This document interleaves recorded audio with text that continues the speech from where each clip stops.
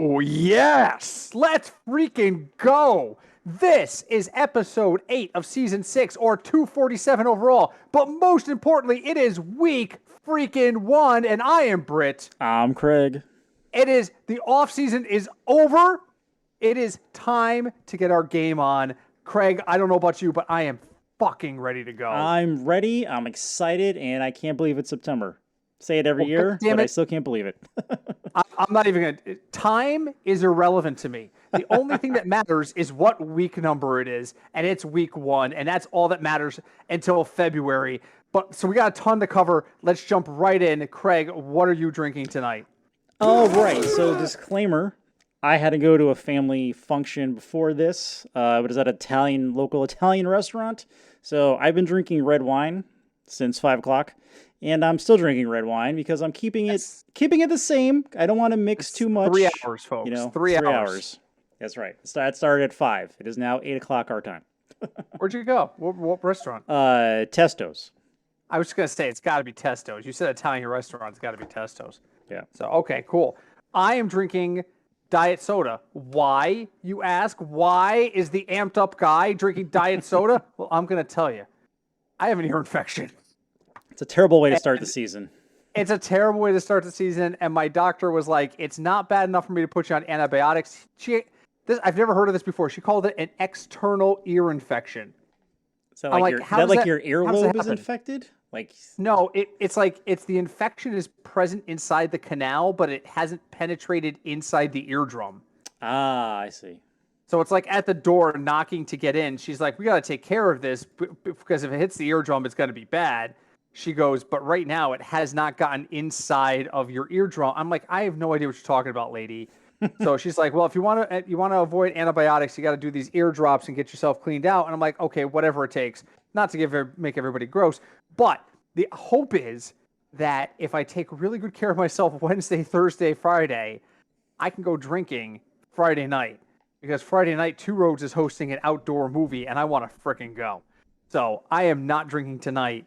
And probably not drinking tomorrow night while I watch the game. So my apologies for that. So, all right, let's just keep it moving. Burning hot takes. Do you want to give or receive? I will receive. Okay. Several injury updates today. Dun dun. I'm just gonna run them down, and I just like a handful of them. So there's gonna be multiple burning hot takes, and all I want to know is, do you even care? Because it's not like major guys. It's like a whole bunch of like, oh, really? So here we go. All right, I'm ready. Let's start. Darren Waller does not appear on the injury report for the week 1 battle between the Raiders and the Chargers. Does it matter? I think it does matter for the Chargers, yes. Is it a good thing for the Chargers or bad? It's a good thing. You know, we don't know yet how much Davante Adams is going to chip away at Waller's looks, but we'll see.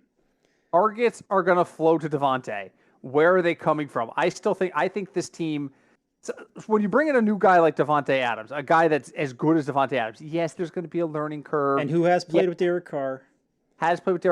Don't be shocked if Adams goes 3 for 25 on game 1. It's his first goddamn game with these guys, because we know there's media outlets out there going to panic and be like, "We told you Davante Adams is going to be no good without Aaron Rodgers." Shut up, you're an idiot. But yes, those targets have to come from somewhere. I am of the opinion those targets come from away from Josh Jacobs, personally. I think they're going to throw the ball more than ever, which is what Cinch wants to hear, because Cinch has founded the Church of Derek Carr and is really, really on this. So yeah, I'm not big on this news. Donald Parham Jr.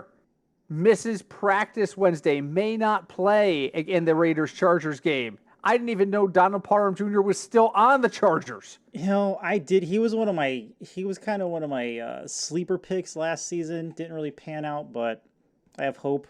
But we'll see. Isaiah Spiller practices full Wednesday. Another Chargers. I think this one is big. I think Isaiah Spiller being available is big for both Eckler and Michelle. They've got a clear number 1. But they've got 2 really strong potential guys to give him a break if both Spiller and Michelle are healthy. But so, thoughts? It worked. I do like Eckler in general, especially since he's a pass catching receiver. But if you have Eckler, you definitely want to have his backup just in case. And Spiller already being injured is could be problematic. Yeah, there's the problem. I don't know who the handcuff is there right now, but I'll tell you right now that I'm not running out to get shares of Isaiah Spiller or Sony Michel this weekend. If anything, Sony Michel's stock drops because of this. Two more quick ones. Juju Smith-Schuster practices in full on Wednesday. This news actually disappoints me. I was kind of hoping Juju Smith-Schuster would not play this week, but so be it. It's a knee injury. Craig, does this move the needle for you?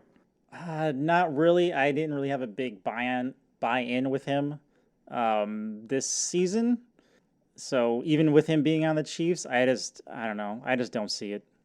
Last one, J.K. Dobbins. J.K. Dobbins actually gets a limited practice on Wednesday. He avoids the PUP list. That is good news. I've been a J.K. Dobbins fan since he was in college, like I mentioned before, but he's coming off a really bad knee injury. I have to see him on the field before I put any stocks into him. And here's the problem. Because he's been such an injury, the frickin' Ravens went out and stocked up on, like, just backs. A guy. Yeah, Mike Davis and Kenyon Drake are both there. Now, Kenyon Drake and J.K. Dobbins probably have a running pool to see who can stay on the field longer. But Mike Davis, while not like the solution to anything, he is a competent second stringer. So I don't even know. If I'm the Ravens, I'm not even going to play J.K. Dobbins this weekend. I'm going to rest him. That's true. And you know what? I just kind of looked it up because I was curious. The other running back is Justice Hill. He's still there. I forgot. My God, they are 5 deep. Yeah, they're 5 deep there, and there's no like. Almost that's 4 deep, isn't it? I'm counting. Yes, 4. I mean, I don't know. I don't think it's. I'm just gonna stay away from the. I'm staying away from the Ravens backfield until it clears up a little bit. So. Okay, so that was my question. What have you got for me tonight? So my question for you tonight is actually Ravens related. Lamar Jackson said that he has till Friday to figure out his contract extension with the Ravens. You think Lamar Jackson is going to play this season for the Ravens at this rate? Yes. This is not a holdout thing. This is my take on it. And this is purely on I didn't talk to anybody. I didn't take Ian Rappaport's calls today. Sorry. I have nothing other than my perspective on this. He is one of those I don't want distractions during the season kind of guys. He is putting this out there because he is putting the media on notice. Don't come to me Sunday about this. I think he knows deep down that he is not getting a contract this week. Although the Ravens supposedly are interested in getting it done. This is a mutually agreed upon. I mean, he's the one talking about it. But I think that he basically just told the media, if they don't announce a contract before week 1, don't come asking because I've already told you I'm not answering. That's how I took this. What about you? You think this is going to be a problem? That's fair. I think contract issues always make me wary in general. You're right. I don't see Lamar like holding out or sitting out this week, but I don't know. They just kind of put like a little asterisk in the back of my head to be mindful of, especially if nothing's signed yet. So fair. All right, Burning Hot Takes is done. Let's move on. So every year around week 1, Craig says to me, "Listen, while we're doing the agenda, I want to do just kind of an intro disclaimer to DFS." And every year I'm like, "Craig, we've done this for 6 years. Nobody's well, you never know. We might have a new listener." So at this point in the recording, I will be turning the mic over to my dear friend, Craig, who is going to give you our annual DFS briefing / disclaimer. Craig? Okay, so really super duper quick. First things first, remember this podcast is for entertainment purposes only. You can take our advice as it is. You can use our advice, you can ignore it, whichever. Just don't come to us when we're like, oh, you should start Justin Herbert this week. And then, he goes 1 for 8 and throws for 10 yards, right? Yes. Don't blame us, right? Just take our advice as it is, as entertainment. That's all. Another reminder is if there's multiple ways to play DFS, there are cash games and there are tournaments are the two big sub 90%. Yeah. So anyway, cash games and tournament lineups are completely different. the way you want to draft them are completely different, and use your salary cap is different. So we primarily focus on cash games, and we're looking at value players that are of value for their salary compared to like how many fantasy points they're projected to get. Correct. Whereas tournaments, you're looking for those 2 or 3 guys that are going to have huge weeks that like no one else is really thinking of. It's kind of like picking lotto numbers at that point. So just so you're aware. Yes. So that is our annual disclaimer on that. Thank you, Craig, for that. All right, let's just move on because we got a ton to cover tonight. Well, actually, we're doing pretty good so far. But you know what comes back right now? What's that? It is time for America's favorite game. Everyone's favorite. And it's been a while, so this does require a brief intro. America's favorite game is where I look up the lines for the games on this weekend in an attempt to find fantasy value for our daily lineups. Our goal is to identify teams that have a over-under of 50 plus and an over-under of under 40. The idea being teams that score a lot of points will also score more fantasy points. Who knew that scoring touchdowns means more fantasy points? My mind is fucking blown. Hello. Right. Hello. So, good news. So, we do this with Craig gets 3 strikes, Family Feud style. I tell him how many his target is, and he tells me which ones are, and I mock him soundly if he gets them wrong. He doesn't always get them wrong, folks. He sometimes wins this game. It's going to be especially easy tonight because there are no games under 40. Yay. The lowest game of the week is 40, and without costing you a strike, take 1 shot at it. What's the worst game on the schedule this week? Let me look here. Yeah, you should have the schedule in front of you so you can easily I identify do. games. Okay, so under 40. Yeah, and you're not getting charged for this, so just All right. swing away. Wow. So I have it in my brain here. I have it tied between the Jaguars and the Commanders, and I'm sorry, Sean, the Bears and the 49ers. What if I told you one of those was correct? Ooh. Because again, this is. Mm-hmm. You know what? And again, I'm sorry, Sean. I'm gonna have to go with the Bears game. That's absolutely correct. The Niners Bears over under is 40, and the Bears are only a 7-point underdog. So again, doing the fancy maths, what is that? That's 24-16 roughly ish. Yeah. Yeah, because half points involved whenever the line is an odd number. But yeah, it's roughly 24-16. I kind of actually like the over in that game. I really do. The Bears are at home. I just don't know about Justin Fields is going to be everywhere. True. 49ers defense isn't terrible, but the Bears offense has no one other than Montgomery.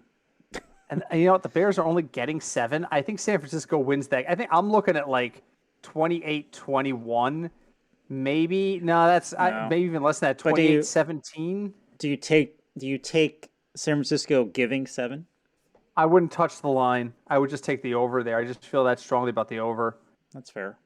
So, okay, but on the plus side, on the side of games we want to use, by the way, our source this year is going to be DraftKings, just because I'm tired of searching every year for like more freaking sources. That's fair. Let's just call it what it is. I can bet on fucking darts on DraftKings. I'm looking at the lines right now for something called the PDC World Championship, where Michael Van Gerwen is plus 350, the hands-on favorite. These guys are the most European names I've ever seen. Gerwin Price, Dimitri Vanderberg, Nathan Aspinall, Jose de Souza, Dirk Van... Oh, I can't even pronounce his name. Dirk Van Duijvenbode. Bless you. D-U-I-J, Douj Van Bode. Dirk Van Duijvenbode. He's plus 5,000. I might put $1 on him. Anyway, so we can get consistent lines here is what I'm saying. I have 4 games that are at least 50 plus. Ooh, okay. And thusly are worthy of our fantasy attention. Craig, right. Tell me the 4 games in front of me. Okay, so I'm going to go with the default for our last couple of years, I'm gonna have to go with the Chiefs at Cardinals first because the Chiefs are involved. The Chiefs at Cardinals is a 54. It's the highest line of the week. Ooh. The Chiefs are 6-point favorites. So let's see, that's 27. You take 3 off of one side. That's 30 to 24 is the predicted outcome. What do you think? I can see that. Again, a lot of changes happened on your team this year. Yes. So I just want to see them play. And I don't know how Kyler Murray's going to be. So again, week 1 is always a giant question mark for everyone. I agree. I remember last season, a lot of early lines were big. We had a lot of big matchups. Like I'm looking right now, Bengals Steelers last is a 44 this year. That would definitely have been over 50 last year. I'm looking at scrolling through the list here. Packers Vikings is a 47. That's definitely over 50. I think Vegas, the under dominated the first 4 or 5 weeks of the season last year. And I think that Vegas saw that, and Vegas was like, whoa, whoa, whoa, whoa, whoa, whoa, whoa. We're not doing that again. No. Everybody settle down and just figure it out. So, yeah, I think that's the result there. So I'm probably gonna take the under. Chiefs -6. I think the Chiefs are gonna dominate the frickin' Cardinals. But I'm also a Chief fan, so I'm super biased. Probably. I don't know. Probably. I feel like that's a blood. Though, early in the season, the Cardinals are good. They just stop after Thanksgiving. So yeah, I mean that's really it, right? I mean, yeah. Anyway, okay, wait a minute. I'm not doing fancy maths here. Give me a second. I'm tired, man. I'm 28. Yeah, that works out. Okay, so you got Chiefs cards. 3 more. You got all your strikes. 3 more. All right. So for right now, I am going to stay with the AFC West and just say Raiders Chargers because of Raiders who's on Chargers those teams. Is correct. 52.5 is the over under there. And the predictive final would be 28-24 because I believe the Raiders are 3.5-point underdogs. Chargers -3.5 at home against the Raiders. Does Vegas is Cinch betting all of his money? He might be.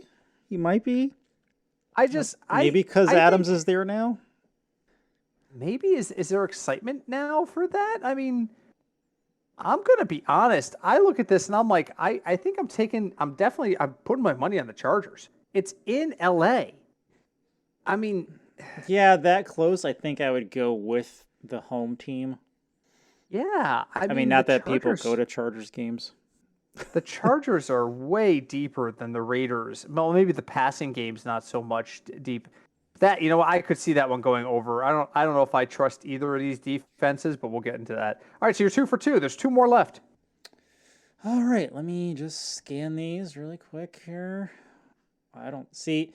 Now here's the thing. I see and I'm not using this as a pick, but 3 seasons ago, it definitely would have been the Saints and the Falcons, but I don't think that's one of them. Yeah, they both changed quarterbacks since then. All right, so let's go with, we record this on Wednesday. Let's go with Thursday's game, Bills-Rams. Bills-Rams is a 51.5, and it's only a 2-point spread, so it means roughly the estimated final is 27-25. Do you see that happening? I have already put money on I've already parlayed the Bills in the under. Oh. I've already parlayed the Bills in the under. I think the Bills win this game probably by a touchdown solid, and I don't think it's crazy. I really don't. If I look at that game and I start looking let me see, what the hell is DK squares? Sure. Oh, wow. I can bet odds on squares for that game. Oh, wow. So I can say that the end of the first quarter, it'll be the Buffalo score will end in a number of 7 and the Rams will be 0 and it's plus 340. Oh, Lord. That is crazy betting. Crazy. That's like in FanDuel, and I'm mad at FanDuel, by the way. That's like with FanDuel Sportsbook, you can do round robin bets.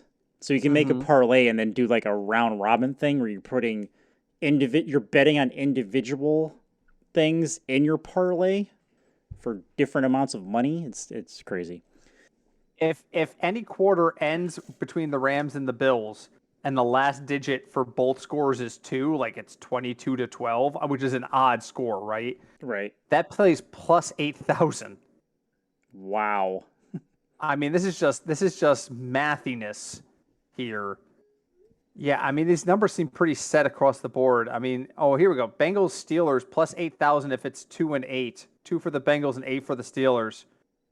I guess it's just hard to get to 2. There's really no, I mean, unless you kick 4 field goals, there isn't an easy way to get to 2. You throw in a touchdown, a field goal, and a safety.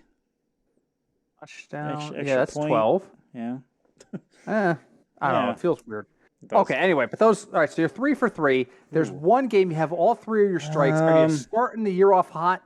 Let's see. All right, I'm going to go backwards when we talked about last time where we say games that aren't going to be. So, yeah. Eagles, Lions, no. Patriots, Dolphins, no. Jets, Ravens, no. Jets, Ravens. I mean, that where is that line? That line's at 44.5. Really? And the Jets are only 7-point underdogs. Ooh, and they're in New York. I might just put some straight cash on the under there. I don't see it. I don't see either of these teams breaking 20. So how are they getting to 44.5? Turnovers from both sides. That's a 17-14 game waiting to happen. Just saying. Let's see. Jaguars, Commanders, no. Giants, Titans, no. Browns, Panthers, no.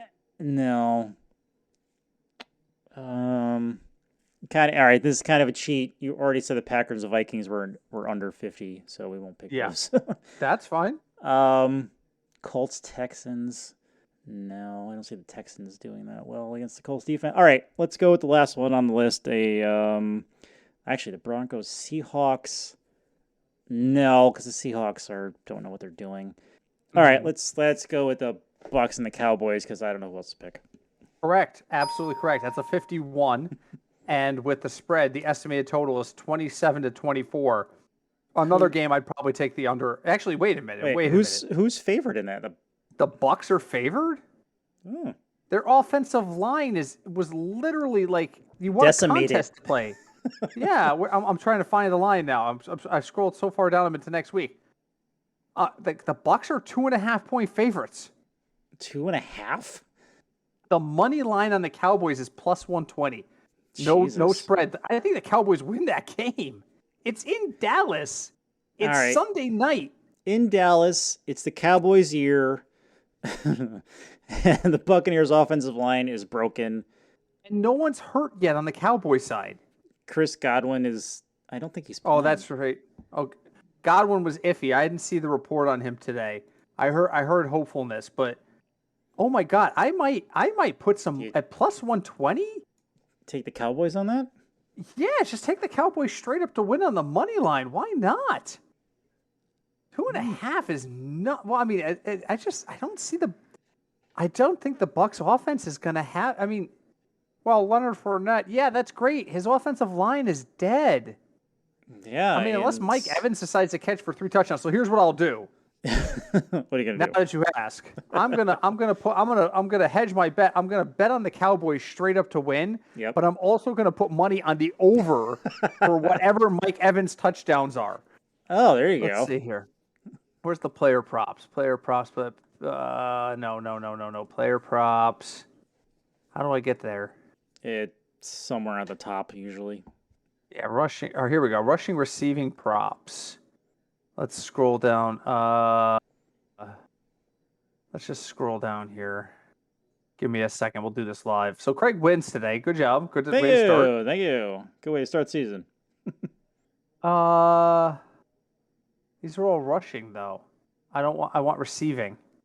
It says rushing / oh, here it is. Receiving yards. Receiving yards for Mike Evans. Jesus. 68.5. I kind of like. If they're going to win this game, he's going to go over 68.5. True. Receiving yards for Zeke, 19 and a half. Well, if that was Pollard, I would take it. Yeah, I mean, if they're going to win this game, he's going to have to go over. Like, no question. He's going to have to go over. Let's see about touchdowns. Is there touchdown, team props, team future, team specials? I hate this. Awards, season specials. No, I can't just. Oh, here we go. TD scorers. Really quick. Now we're going to move on. Yeah. The only thing they've got posted is Thursday's game. That's all I've got right now is Thursday's game. Ooh, Gabe Davis plus 900 if he's the first or last scored touchdown. Okay, wait. Let's get crazy here. Let's get crazy. I'm gonna go deep on the list. Jake Funk is plus 10,000. Like Terry Funk, the wrestler? Yeah, except this is Jake. I don't think they're related. Jake Funk, anytime touchdown plus 1,300, and the Guru's big on him. I might actually consider putting like $10 on that, and then retiring. What does that pay? I'm not doing math in my head good. All right, if I put $10 on that, pays $140. There you go. Might be $10 worth wasting. Okay. All right, so that's Craig wins See? America's favorite game. Thank you. Congratulations. Dude, really quick. Yeah. I did not realize until people were talking about it at our draft, and I don't remember if you were near us. Michael Pittman Jr. Is the son of Michael Pittman Sr., the former running back for the Buccaneers. You know, how I didn't make that connection in my head, I don't know. I mean, it's hard to. So a lot of people have the same names, but though that is kind of that's a unique name, but still. I don't know how I didn't make that connection. And Michael Pittman Sr. is 47. There you go. I was just gonna say he must have had this kid when he was like 19. Yeah, probably like right at he was in the 98 draft. Yeah, I mean, seriously, that puts him at 21 years age, roughly around 21 years old. That makes him born in 77, which makes him 23, 22, makes him 50. Yeah, so we would have had him in his early 20s. Oh, well, good for him, man. Good for him. Yeah, just didn't realize that, but still. All right, there you go. All right, let's get on to the metric. All right, so I sat down and I had a one-man production meeting with the metric this week, and I was like, listen. And he was already drunk. Yeah. Who, the metric or me? Either. Both. Okay. Yeah, that's fair. And I said, listen, you were so spotty last year. I just need consistency out of you. I need you to really look at situations, really look at projections, and really give me some insights this year.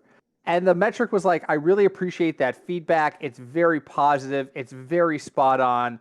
I am ready to get you guys some money. And I said, fantastic. So let's talk about quarterbacks first. The metric went, I'm ready. And I said, give me a name. And it said Mitch Trubisky. And I left the room. I said, you know what? I think the best thing we could do is just take a 5-minute break here, really reevaluate where we are as a team. And he was like, wait, what? At Cincinnati, Pittsburgh, he's going to have to throw, and he's only $5,000. Yeah, we've got him slated for 18 points. That does put him high on the value list. Here's the thing. The reason that a lot of guys are going to score way better than him. If you just go straight on fantasy points, Mitch Trubisky is the 19th overall on a lot of people's lists, but he's only $5,000. So my advice to you is if you really need to save money on quarterback, you can use Mitch Trubisky. Don't use Mitch Trubisky. Mitch Trubisky is the, oh my God, I balled everywhere else and I only have $5,000. I need a value quarterback pick. My pick, what I'm going to be using a ton of, is Kirk Cousins. I know, but he's 6,100 and I've got him slated for 21 points. I think that it's not as great a value, but I really don't want to pay down for Mitch Trubisky. I'd rather pay up a little bit and get Kirk Cousins. I have him slated as the 10th best overall quarterback. There are better options out there if you have the money, but for the price tag, he is probably what I'm going to use when I need to save money at quarterback. If I don't have any consideration about quarterback cost, yeah, I'm using Patrick Mahomes and Josh Allen, and Josh Allen plays on Thursday night, so you got to be careful there. But if I'm trying to save some money, I like him a lot. What do you like this week, Craig? I was looking at the list the metric gave us, and yeah, I don't agree with Mitch Trubisky. Sure, he's a talented quarterback, but yeah, no, not this week. Um, so like you, I'm gonna try to stay middle of the road ish. Your Kirk Cousins is a good choice, but if you're looking for a slightly cheaper, Derek Carr and Central will love this. Derek Carr is 5,900. So it's a couple hundred cheaper, and also if you're going a little bit cheaper, but not Mitch Trubisky cheap, Matt Ryan is 5,500, and I think Matt Ryan is going to have one of his better years, comparatively to like the last since he's been in the Super Bowl. So, and he's playing If you're Houston. if you're spending up, I'm playing Mahomes. If price is no object, I'm playing Mahomes. That game is going to be a freaking shootout. And I think, I think 24 points is a conservative total for him at 7,700. Now, what's really interesting, too, is in typical fashion, like 90% of the quarterbacks are in the value range. Frickin' Geno Smith is in the value range. So there's really no wrong answer. The question you have to ask yourself is how much do I want to commit, and how certain am I if I spend up elsewhere that it's going to pay off? Spending down on quarterback is a strategy that rarely works. You don't want to go if the guy's under 6,000, he's or maybe even say 5,800, 5,900. He's probably not a guy you're going to want to use unless he's going to get a ton of points. You really want somebody who's going to score somewhere in that 20-point range. So that's why Derek Carr is an excellent kind of point out. Okay. So that's our take on that. All right, moving on to running backs. I said to the metric, you got to redeem yourself here, and it says, well, I got a couple of interesting things for you. He says, first off, bad news. There is no value at running back, and I was like, Jesus Christ, Already. right? Already. He said, but if the closest guy is to get to value, the metric likes Travis Etienne Jr. He's only 5,600 because nobody knew if he was going to play or not when they put these lines out 6 weeks ago. This is what happens when the freaking DraftKings is like, well, we want people betting in June on games in September. Pretty much. And then the second one it likes is Leonard Fournette. I'm not big on the Fournette pick. I'm going to pass on Leonard Fournette. But you know who I do like? I'll take some flyers on ATN. I'm also going to take some shares of Javonte Williams. He's 6,300. I think he can get to 18 points relatively easy. So I think he's there. If I'm spending up, it's Dalvin Cook. Dalvin Cook has historically done pretty good against Green Bay. I think they are going to try and run the ball to try and keep Aaron Rodgers off the field. So I love Dalvin Cook here. So if I'm spending up on Dalvin Cook. I think ATN is a good pick at 5,600. But I'm really looking for the guys in the 6,000 range that is really going to produce here. And if I'm looking in the 6,000 range, Javonte Williams isn't bad at 6,300. What do you think, Craig?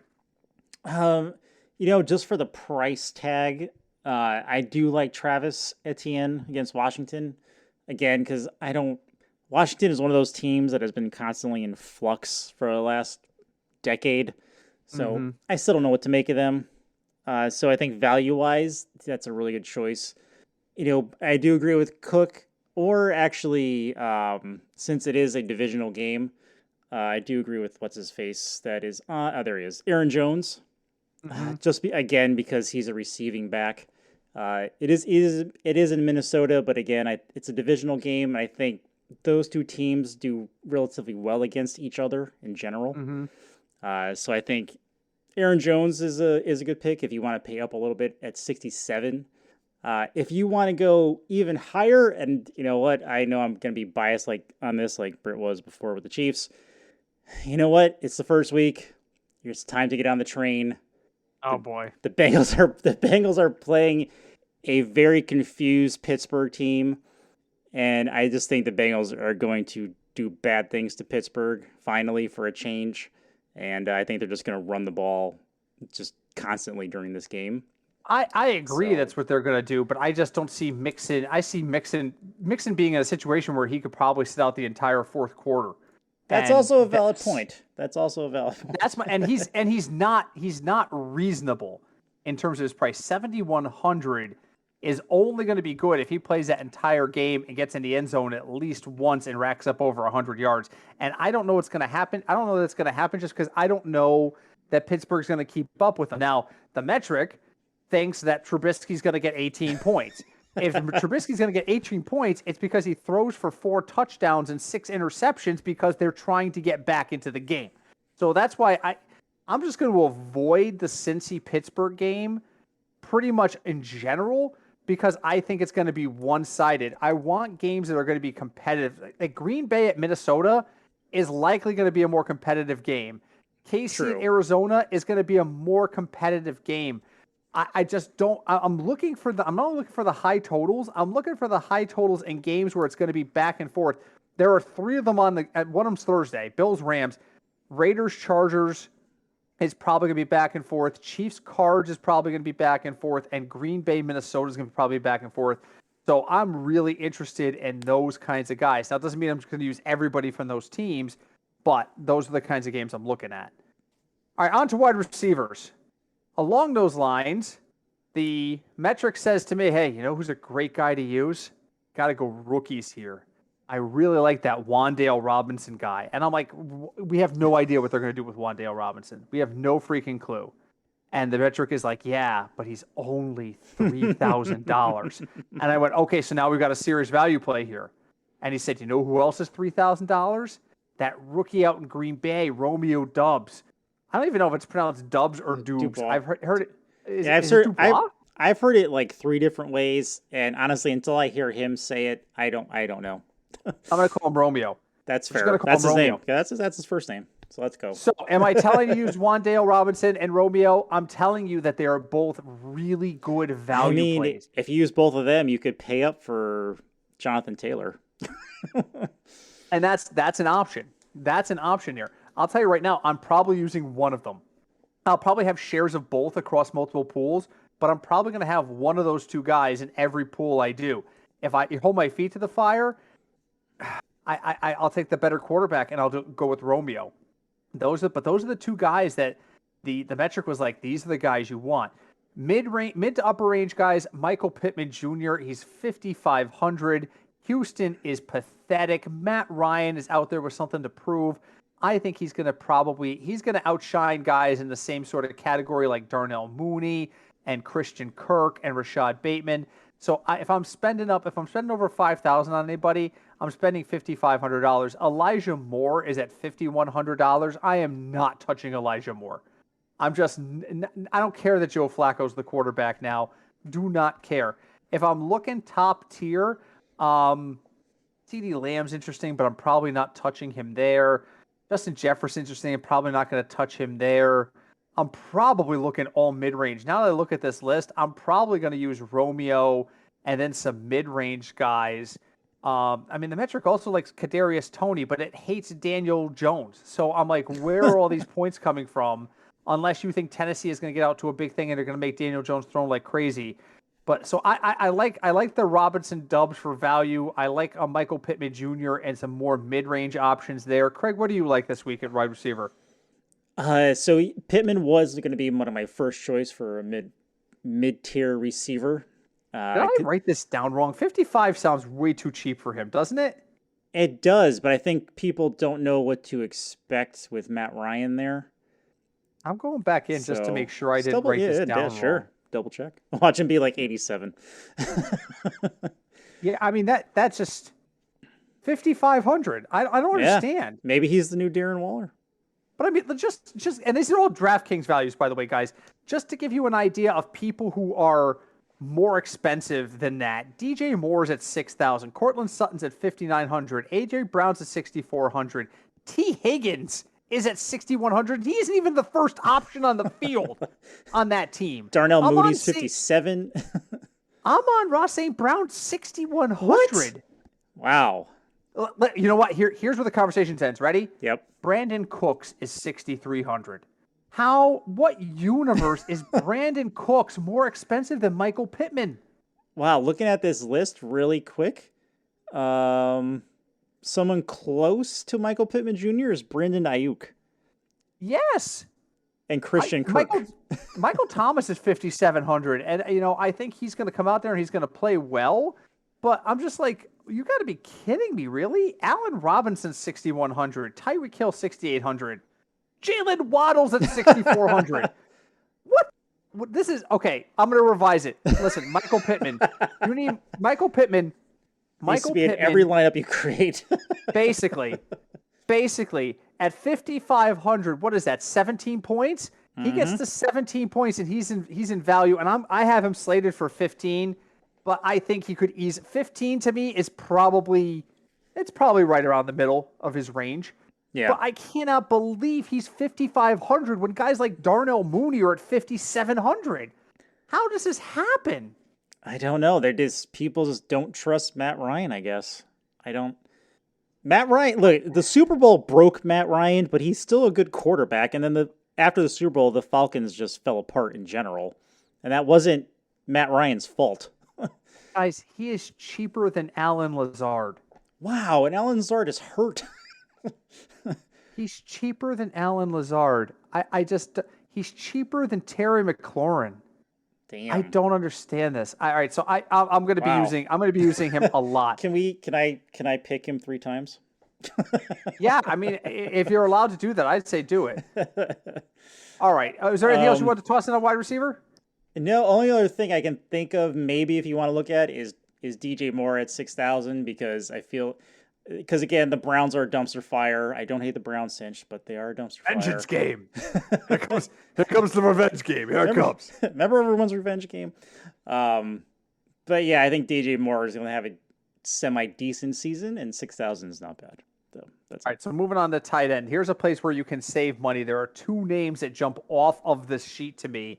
And the first one, a lot of people are going to be like, what the hell is wrong with you?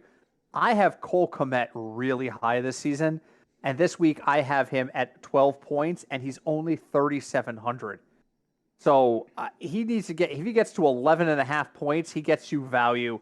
I think Cole Kmet is actually going to be one of the better producers this week. So I am big on Cole Kmet. If I'm looking to spend up, I'm probably looking at Dallas Goedert. I think he's going to be good for about 12.5 points, but he's $800 more expensive. We talked about, I think Dallas and Tampa is going to be a shootout. You want to go up? Dalton Schultz is 5,000. He's probably good for 13 or 14 points. But this week, I am going to have a ton of shares of Cole Kmet. I think that at 3,700, it's too big a value to pass up, and it's going to let me spend up at that critical quarterback position where I need the extra money. Who do you like at tight end? So tight end is one of those things. For me this week, I think, and again, this really depends on, God willing, he stays healthy. I think Hayden Hurst is going to have a really good season, and he's only 3,300 this week because people don't know what to expect. Yeah, the metric has him like 7th in value meter. Yeah, okay. I'm like, where the hell is he? Yep. So I'm looking there only because of the price, which means I can pay up somewhere else. Yeah. I mean, TJ Hawkinson's at 4,900. I think he's going to have a really good game too. But $1,200 means he needs to outscore Kmet by 3.6, and I don't know that's going to happen. Yep. So wow, Evan Ingram is 35. Yeah, interesting. Well, welcome to Jacksonville. You play. You know who's a great sleeper pick, and this is a total reach pick. This is a tournament pick. You know, I don't give tournament picks really. Yeah. Isaiah Likely at 2,500. He gets in the end zone once he's got value. Will he get into the end zone? I don't think so. But there's a lot of positivity around this kid, and he's still. Kyle Pitts is still the guy. But I think Isaiah Likely might shock people a little bit. Don't be surprised. And I'll say this to Craig, because Craig and I are most likely watching the game at our contributor friend Sean's house this weekend. Don't be surprised if we hear, and Sean loves red zone. Oh my God, Sean loves the freaking red zone. Don't be shocked if we're sitting there, all of a sudden we hear Isaiah Likely, and I just throw my hands up in the air because I freaking called it. I would not be shocked. I would not bet on it, but I would not be shocked. All right, let's move on to let's wrap up with some defenses. All right, so the metric has no defense dominating. All the defenses are between 4 and 7 points on DraftKings. Nobody's going to go out there and dominate according to the metric. The Ravens are at 7.4. They're the highest scoring, but they're also $4,000, which is kind of insane. So I'm actually using the cheapest defense on the board, which is $2,100, and that is the Raiders. Whoa, you just said it's going to be a high-score game. Yes, it is, and I think their ball's going to be flying all over the place. And I think there's a chance that the Raiders could get a pick six or make a couple of good turnovers. You don't have any faith in the Raiders? The Steelers are another option. Well, the Steelers are also in another one of those situations. Okay, go to $2,400 and take the Cowboys at Tampa or at home against Tampa. I think it's going to be a close game. I think defense is going to be the difference in that game. You want a sure thing? $2,500, take the Washington Commanders at home against Jacksonville. They're probably good for about 6 points. It's not going to get you value, but it's not going to burn you. The Raiders could burn you. The Steelers could burn you. The Cowboys could burn you. I doubt taking the Commanders is going to burn you. So I'm going to use a lot of shares of the Raiders, but I might slip in a couple of shares of the Commanders where I have the extra $400 just because they're a safer pick. What are your likes? What are your likes and dislikes this week on defense? I do like the Raiders because of the price. Again, defenses you kind of want to go cheaper on unless you know it's like a really huge, different, what's the word? Mismatch. There we go. Mm-hmm. One team I do like, if you want to spend up, and I know this is going to be weird to say, you spend up like $300 because of what we discussed before. Tampa Bay's offensive line is broken. So I think the Cowboys playing at home might have a good game defensively. Offensively, I don't know. But defensively, I think they can have a good game.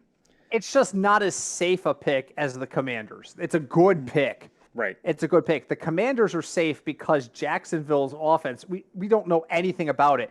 We know that Tampa has weapons. The question is, can Tampa execute with their weapons? I mean, if Tom Brady could look into a crystal ball and see the week that he's got, the offensive line he's got in front of him, he would have stayed. He would have stayed. He would have stayed home with his angry wife. He would have stayed home, and then she'd be less angry, and it'd be wins all around. Because you know what? I don't. You're right. So hold on. Oh, that closed the DraftKings things. I mean, if there was a sack over under, I'd probably be looking at the over on sacks for Tom Brady this week, just because his offensive line is going to be, and that game is going to have to be a shootout. There's going to be a lot of offense. Yes. Yep. And he doesn't like getting sacked or touched. So no, he doesn't. Which also plays into, if I'm Dallas, I am blitzing early and often. I am trying to get to him and I am trying to rattle him, and that is all I'm doing.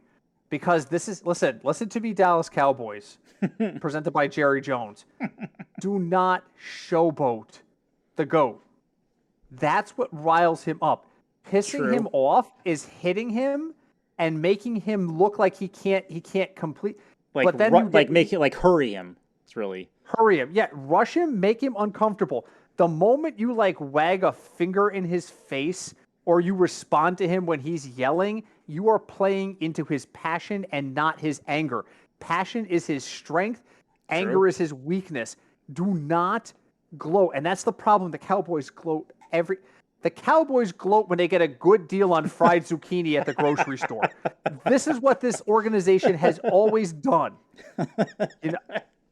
This is the problem. Do not poke the bear. Sack him, disrupt him, and let your just game walk away. Speak for yourself. Yep. Sorry, Mr. Brady. That's it. Walk away. I guarantee you they won't do it. They'll go up 21-10. Yep. And then somebody will piss off Brady. They'll score a touchdown, and they'll spike the run to where he is sitting on the bench and spike the ball in his vicinity, and it'll piss him off. And the next thing you know, he scores 4 touchdowns in 3 minutes of game time. Yeah, pretty much. And now the guy who spiked the ball is sitting by himself on the bench like he's got the COVID and leprosy at the same time. No one the water boy's like, get your own Gatorade. That's what's going to happen. Don't do it. Don't play into his game, and that's his game. So, yep. All right, we are all right. So just to wrap up on a bow, I'm probably spending up at running back and quarterback this week just because the options there are better. I'll probably use a lot of value I'll definitely be using at least one value at wide receiver. I'll definitely be looking tight end to defense value in order to afford it. If you do a great job with value in those other positions and you can make it pay off, you can have a lineup that's going to have some really strong running backs in it. Craig, what's your wrap on this? So my wrap on this is really week 1 is a giant question mark for everyone, even Vegas for the most part. And definitely just pay attention to injuries. And I'm going to say don't bet a lot on week 1. Like, Are just you? Is that your wrap on the metric, or is that your oh final thought? Because oh I so I was, kind of said that badly. I was like, what are I you was looking at? oh well I can combine them, two of them together. There you Um, can. yeah, so I'm looking at for me, I'm looking at value in receiver this week because I definitely think this week I want to spend more on quarterback. Hmm. Um, and again, like we mentioned with defenses, don't overspend on defenses. I see people trying to overspend and spending like 3,800 on defense. Don't do Yeah, that. don't Don't. It's don't it's do it's that. a waste of salary. And then, like I just Yeah, but mentioned before, yeah, just don't bet a lot week 1. Just let's see what happens week 1 first, and then kind of go from there. and that kind of goes into what I was going to say for my final thought too, which is just make sure you should not go into DFS, a season of DFS, without a budget. Do not sit there and think you're just going to throw money at this until you hit something, because the next thing you know, you're down $2,000 and it's only like week 8. You can't just throw money. You go in with a budget. You bet within your budget. I've said this every freaking season that we've done this, but it has to be reminded: stay within your budget. And to Craig's point, my other half of my final thought is: this is our 6th season of doing this. I can actively recall, without even looking at it, that we have only had positive week 1s 2 out of the last 5 seasons. Week 1 is not where you make your money typically in cash games, because there's too many question marks out there. Last year, Craig and I cleaned up on week 1. I don't remember Yeah, what we did. I doubled up on week 1, like across the board. I was like, how the hell did this happen? I don't remember, but yes, I don't remember what we No, did. Rather, exactly. I don't remember what we did. I remember a text exchange with you on Tuesday, and I think it started with you just saying, "Well, that just happened," and I'm like, "Yeah, right." I don't know what we did last year in week 1 that was so successful, but it's not typical. It's not typical for cash games unless you know something that everybody else doesn't. You know what I think? Was there a lot of injuries last year in week 1? I um, don't remember. Christian McCaffrey, maybe. Yeah, I think there was, I think that was it was that, and oh, Dalvin Cook didn't play the whole game either. I'm pretty sure Dalvin Cook didn't play that whole game. I think he came out of the game early too. So yeah, so guys, pace yourselves. It is a marathon. It is not a sprint. We have Exactly. 18 weeks of regular season DFS ahead of us, and beyond that, we have the playoffs. So do not go crazy and bet like 70% of your budget in week 1 thinking that you've got some sort of inside track. Breaking news, you probably don't. I'm just saying this, guys. The sharps, the guys who are out there who are making big money on week 1, they know stuff from insiders that we don't know. So just bet with your head in week 1, and don't be disappointed if your week 1 isn't profitable. Oh, I put out $200 and I only won back 150. Okay. Okay, But you learned, don't deposit anymore. Just use the money you got back. yes, and you learned from that what you need to adjust for week 2. Okay, we learn more about the defenses, the matchups, etc. All of this stuff. Week 1 is warm up. It's a learning. Look at week 1 as like preseason in terms of like how the NFL treats preseason. We're trying to figure out who we're using. We're trying to figure out who's going to make our squads.